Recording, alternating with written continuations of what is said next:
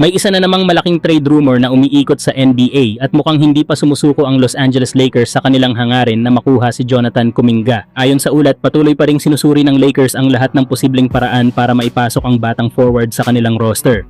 Sa pinakahuling balita, ayon kay Kobe Price, bukas ang Atlanta Hawks sa isang sign and trade na posibleng ganito ang maging framework. Mapupunta sa Lakers si Jonathan Kuminga, habang mapupunta naman sa Hawks si Jared Vanderbilt kasama ang 2032 first round pick swap. Kapag naging sign and trade ito, mas malaking kontrata ang maaaring mapirmahan ni Kuminga kumpara sa kaya lamang i-offer ng Lakers bilang free agent. Kailangan din itong maging 3 hanggang 4 na taong kontrata kung saan garantisado ang unang season.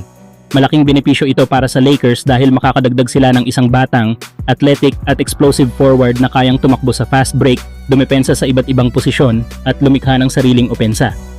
Sa edad pa lamang niya, may malaking tsansa pa siyang mas lalo pang umunlad at maging mahalagang bahagi ng koponan nina Luka Doncic at Austin Reeves habang unti-unting naghahanda ang prangkisa para sa susunod na henerasyon. Para naman sa Hawks, makakakuha sila ng isa sa pinakamahusay na defensive role players sa liga sa katauhan ni Vanderbilt, isang manlalarong kayang bantayan ang pinakamahuhusay na scorer ng kalaban. Dagdag pa rito ang isang mahalagang first round pick swap na maaaring maging malaking asset sa hinaharap. Sa ngayon, wala pang kasunduan, ngunit malinaw na hindi pa tapos ang paghahabol ng Lakers kay Jonathan Kuminga. Habang papalapit ang bagong season, isa ito sa pinakamainit na trade rumor na dapat bantayan. Kayo mga idol, kung kayo ang nasa posisyon ng Lakers, ipagpapalit nyo ba si Jared Vanderbilt at ang 2032 pick swap para kay Jonathan Kuminga? Samantala, isa na namang napakalaking balita ang yumanig sa NBA at kapag ito ang nangyari, posibleng mabuo ang isa sa pinakamapanganib na super team sa kasalukuyang panahon. Ayon kasi sa ulat ni Shams Charania, muling nakipag-ugnayan ang Golden State Warriors sa trade talks para kay Anthony Davis habang patuloy na hinihintay ng buong liga ang desisyon ni LeBron James tungkol sa kanyang hinaharap. Ayon sa ulat, mataas ang hinihinging kapalit ng Washington Wizards. Kabilang umano rito si Jimmy Butler, maraming first round picks, multiple second round picks at ilang pick swaps. Ipinapakita lamang nito kung gaano kataas ang halaga ni Anthony Davis sa trade market. Samantala, nagbigay rin ng pahayag si Stephen Curry tungkol sa posibilidad na makasama si LeBron sa Warriors. Ayon kay Curry, "We obviously would love to play together. Hopefully it happens, but he's earned the right to take his time with the decision." Bagamat maraming koponan ang sinusubukang makuha si LeBron James, kabilang na ang Miami Heat at ang kanyang hometown team na Cleveland Cavaliers, marami pa rin ang naniniwalang malaki ang tsansa na piliin niya ang Golden State Warriors kung matagumpay nilang makukuha si Anthony Davis. At kung iisipin, napakaraming dahilan kung bakit posible itong mangyari. Una, may napatunayan ng chemistry sina LeBron James at Anthony Davis matapos nilang pangunahan ang Lakers sa isang NBA championship. Alam na nila kung paano manalo bilang magkatambal sa pinakamataas na antas ng laro.